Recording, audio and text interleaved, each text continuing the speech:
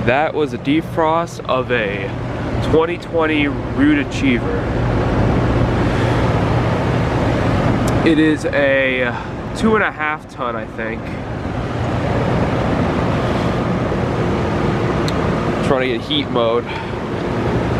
These are brand new.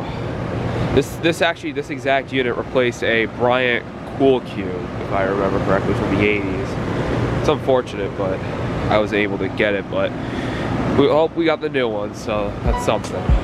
So yeah, that's about it.